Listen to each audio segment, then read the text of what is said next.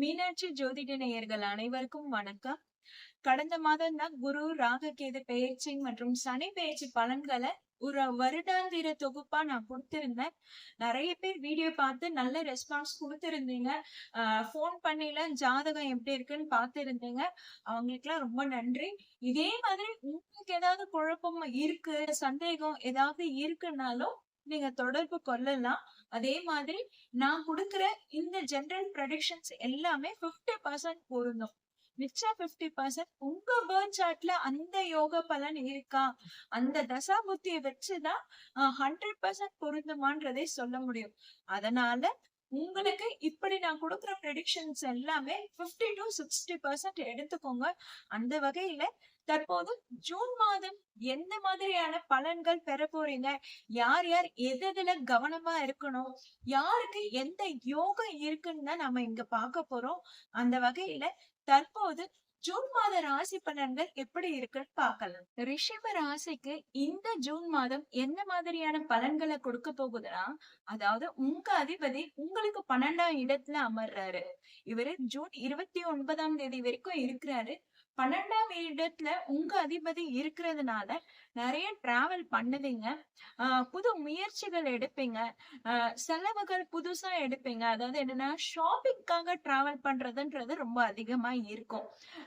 Tour டிராவலிங்ல இந்த காலகட்டத்துல, அதாவது ஜூன் மாதத்துல நிறைய பேர் டூர் டிராவல் பிளான் பண்ணியிருப்பீங்க. அவங்க எல்லாம் இந்த ஜூன் மாதத்துல அந்த மாதிரி, அதாவது என்னன்னா இந்த ஆண்டு முழுக்க உங்களுக்கு எல்லா கிரகங்களுமே நல்ல யோகமா தான் இருக்கு. அதனால உங்களுக்கு முடிந்த அளவு எல்லாமே பாசிட்டிவ் ரிசல்ட் தான் வரப்போகுது. இதுல இந்த மாதம் எந்த மாதிரியான பாசிட்டிவ்னு தான் நாம இப்ப பார்க்க போறோம். உங்களுக்கு சுக்கிரன் 12ஆம் இடத்துல உங்க அதிபதி இருக்கிறதுனால சுப செலவுகள் ஏற்படும். அது மோஸ்ட்லி டிராவலிங்கா இருக்கும், ஷாப்பிங்கா இருக்கும். இந்த மாதிரி தான் இருக்க போகுது. அதே மாதிரி உங்களுடைய ராசியிலேயே சூரியன் அமர்வு, புதன் அமர்வோடு தான் இந்த மாதம் தொடங்குது. அதனால வேலையில புதுசா நீங்க செயல்பட ஆரம்பிப்பீங்க. வேலையில ஒரு நல்ல அங்கீகாரம் கிடைக்கும். வேலையில ஒரு நல்ல முன்னேற்றம் கிடைக்கும். யாருன்னா வேலைக்கு மாறணும்னு காத்துட்டு இருக்கீங்கன்னா அவங்களுக்கு இந்த ஜூன் மாதம் ரொம்ப நல்லாவே இருக்கு. தாராளமா இந்த ஜூன் மாதத்துல நீங்க மாறிடலாம். சரி, ஜூன் மாசத்துல வேலைக்கு சூப்பர்ன்னு சொல்லிட்டீங்க, செலவுகள் ஏற்படும். அடுத்து குரு குரு என்ன கொடுக்க போறாரு? குரு நான் உங்களுக்கு ஏற்கனவே சொல்லியிருப்பேன். ராகு கேது பயிற்சியிலையும் சரி, குரு பயிற்சியிலையும் சரி, குருவோட நன்மைகள் எவ்வளவு இருக்குன்றது நான் சொல்லியிருப்பேன். பார்க்காதவங்க குரு பயிற்சி பலன்கள் மற்றும் ராகு கேது பயிற்சி பலன்களை போய் பாருங்க. ரிஷப ராசிக்கு ரொம்ப பாசிட்டிவா தான் இருக்கு இந்த ஆண்டு. குரு உங்களுக்கு 2ஆம் இடத்துல இருக்கு. அந்த இடத்துல 6ஆம் தேதி வரைக்கும் உங்க ராசியிலே இருந்த புதன் தன்னுடைய வீட்டுக்கு நுழையிறாரு, அங்க ஆட்சி பண்றாரு. அங்க குருவோட இணையறதுனால மாணவர்களுக்கு, ஸ்டூடெண்ட்ஸுக்கு ரொம்ப சூப்பரா இருக்குங்க. புதுசா நீங்க ஏதாவது படிக்கணும்னு இன்ட்ரெஸ்ட் எடுக்கிறீங்க, ஏன்னா இந்த காலகட்டத்துல நீங்க ரொம்ப பிஸியா தான் இருக்க போறீங்க. நிறைய கிளாஸஸ் போவீங்க.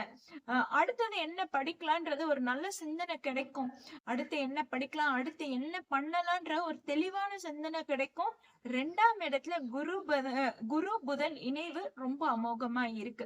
அதனால உங்களுக்கு ஏற்கனவே தெளிவான சிந்தனை கிடைக்கிறதோட உங்களுடைய பேச்சு, சொல்வாக்கு, செல்வாக்கெல்லாம் அதிகரிக்குது.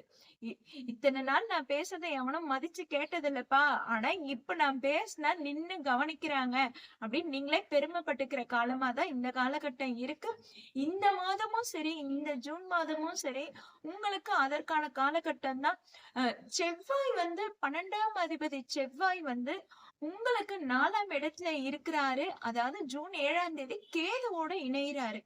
சரிங்களா? அதனால வீட்டுல சின்ன சின்ன செலவுகளோ இல்ல electrical shock, electronic items repair ஆகுறது, அந்த மாதிரி ஆகிறதுக்கு எல்லாம் சான்சஸ் இருக்கு. அதே மாதிரி தேவையில்லாத மத்தவங்க வெளியில இருக்கவங்க பேசுறாங்க, வெளியில இருக்கவங்க இந்த விஷயத்த சொன்னாங்க, எங்க அத்தை மாமா சொன்னாங்க, எங்க அம்மா சொன்னாங்கன்னு சொல்லிட்டு வீட்டுல எந்த ஒரு சின்ன ஆர்கியூமெண்ட்ஸும் ஏற்படுத்திக்காதீங்க. அது தேவையில்லாத ஒரு பிரச்சனையை கொடுக்குன்றதுக்கு தான் சொன்னது. மத்தபடி உங்களுக்கு ரொம்பவே நல்லா இருக்கு. அதே நேரத்துல செவ்வாய் கேது கன்ஜெக்ஷன் இருக்கிறதுனால மோஸ்ட்லி நீங்க அவுட் சைட் ஃபுட் அவாய்ட் பண்றது நல்லது. முக்கியமா சொல்ல போனோம்னா புதுசு புதுசா ஒரு ஃபுட் எல்லாம் வந்திருக்கும். அதாவது இப்ப இப்ப புதுசா தொடங்கி இருக்கிறது அப்படின்ற மாதிரிலாம் நிறைய ஃபுட் இப்பெல்லாம் நிறைய வருது. அந்த மாதிரி ஃபுட்டை நீங்க டெஸ்டிங் பண்ற காலகட்டம் இது கிடையாது. ஏன்னா ஃபுட் அலர்ஜி ஏற்படும். அதுக்காக தான் சொல்றது. மத்தபடி உங்களுக்கு எல்லாமே இந்த காலகட்டத்துல ரொம்ப நல்லா இருக்கு. அதே மாதிரி உங்களுக்கு 10ல ராகு இருப்பது ஒரு நல்ல யோகம் தான். ஏன்னா 10ல ஒரு பாவியாவது இருக்கணும்ன்றது ஜென்ரலா சொல்றதுதான். அந்த இடத்துல குரு பார்வையும் பெறுதுன்றதுனால உங்களுக்கு வேலையில ஒரு நல்ல மாற்றம், முன்னேற்றம் இருக்கு. கண்டிப்பா ஒரு திடீர் அதிர்ஷ்டம் ஏற்படும். அதாவது என்னன்னா வேலை தேடிட்டு இருக்கீங்கன்னா அவங்களுக்குலாம் ஒரு நல்ல கம்பெனில இருந்து ஆஃபர் லெட்டர் வரும். வேலைக்காக காத்துட்டு இருக்கவங்களுக்குலாம் கண்டிப்பா ஒரு நல்ல வேலை கிடைச்சிடும். அதே மாதிரி ப்ரொமோஷன் எல்லாம் எதிர்பார்த்துட்டு இருக்கவங்களுக்கும் கண்டிப்பா டபுள் ப்ரொமோஷன் கிடைக்கிற மாதிரியான அமைப்பு தான் இருக்கு. அதே நேரத்துல 11ல சனி இருக்கிறதுனால உங்களுக்கு ஒரு நல்ல கம்பெனியன்ஷிப் பார்ட்னர்ஷிப் கிடைப்பாங்க. நீங்க எங்க டிராவல் பண்றீங்கன்னா நீங்க தனியா டிராவல் பண்ற மாதிரி இருக்காது. உங்களுக்கு நல்ல கம்பெனி கொடுக்கறவங்க யாருன்னா வரதா செய்வாங்க. அவங்க உங்களுக்கு இன்னும் என்ஜாய்மெண்ட் அதிகமா கொடுக்க போறாங்க. சோ இந்த 10ஆம் இடமும் 11ஆம் இடமும் உங்களுக்கு ரொம்ப யோகமாவே இருக்கு. 12ஆம் இடத்துல உங்க அதிபதி தான் உட்கார்ந்து இருக்கிறதுனால உங்களுக்கு சுப செலவுகளை அதிகமா கொடுக்க போறாரு. அதாவது என்னன்னா குரு 2ஆம் இடத்துல இருக்கிறது அது வந்து எப்படின்னா 15ஆம் தேதியில இருந்து சூரியனும் அந்த இடத்துக்கு போயிடுறாரு. குருவோட இணையறாரு. சோ உங்களுடைய பேச்சுக்கு இன்னும் அதிகார தோரணை அதிகமா தான் இருக்க போகுது. உங்க பேச்ச மத்தவங்க மரியாதையா கேட்டு நடந்துக்கதான் போறாங்க. உங்களுடைய அதிகாரம் இன்னும் கொஞ்சம் துக்கலாவே தான் இருக்கும். நீங்க வேலையில நல்ல முன்னேற்றத்தோட இருப்பீங்க. அதே மாதிரி வெளிநாட்டுக்கு ட்ரை பண்றவங்களுக்கு எல்லாம் இந்த மாதம் தாராளமா ட்ரை பண்ணலாம். இந்த மாதம் நிறைய பேருக்கு அமையறதுக்கு சான்சஸ் இருக்கு.